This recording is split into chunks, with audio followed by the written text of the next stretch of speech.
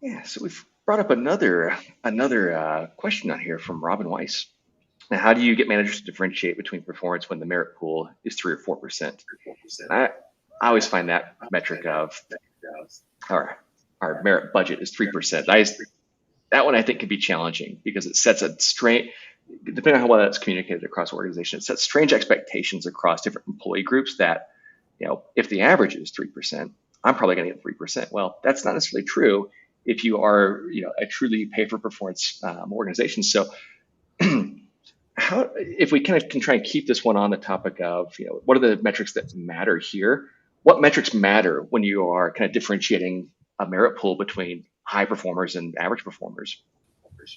Yeah, if I could start on this one, because there's the way that you implement this really drives the metric.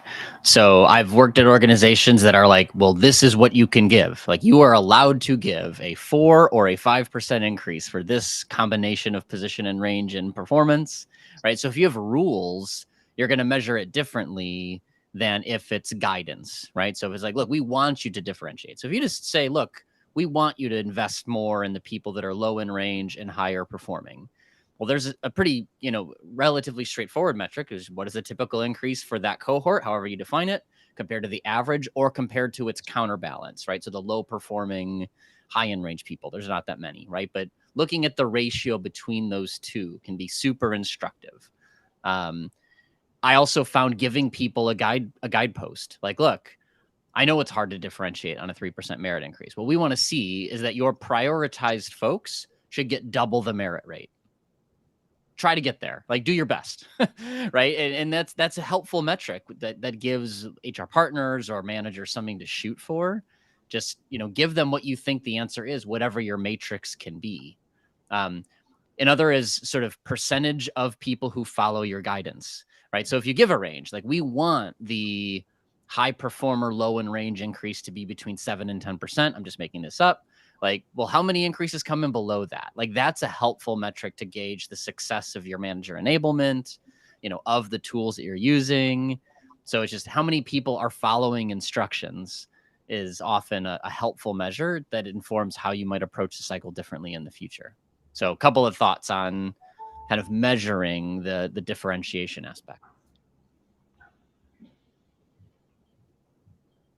Those are great, great. Any other thoughts on that to Paul's comment?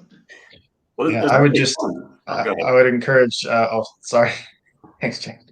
I would consider looking at that by, again, with so many metrics, break it down by category, right? Because you're going to learn things about like, oh, well, there's this particular division that's basically afraid to differentiate pay by performance because they don't want to have the conversations, or this particular manager or whatever. Oh, and these others are doing such a good job at differentiating pay by performance. And so you're just going to learn a lot by breaking things down into these digestible chunks that provide these unique insights. And I was just going to flag a comment along this discussion. I apologize, I've lost it. No, it was Yuri mentioned that we look more at comp ratio than we do performance. And I kind of think that's fine. If the only thing you're looking at is comp ratio and you've got a 3% and you've got a group that's lower in the band and a group that's high in the band, all things being equal, that group that's lower in the band, you get a higher increase than the group that's higher in the band. That's the classic merit matrix view. And if nothing else, you're going to hopefully over time adjust for pay inequities. And then the argument is, well, you're going to address performance through promotion and bonus. And then you say, well, what we're trying to do with base salary ranges to get people paid fairly. So again, it comes back to your philosophy around pay, I think, and how you incorporate performance. But I thought that was an interesting comment. Yeah, I think I advocated for disassembling performance and merit pay maybe 2 weeks ago or a month ago now. But it is difficult to really tie such a small percentage of merit to really true differentiation. I agree, Paul, to the extent you can create a culture that sort of embraces that level of differentiation, that's great. But a lot of managers just aren't there. And it's really hard for an HR person to just completely beat over the head of people that you should be differentiating when it's just such a small percentage to begin with. Yeah.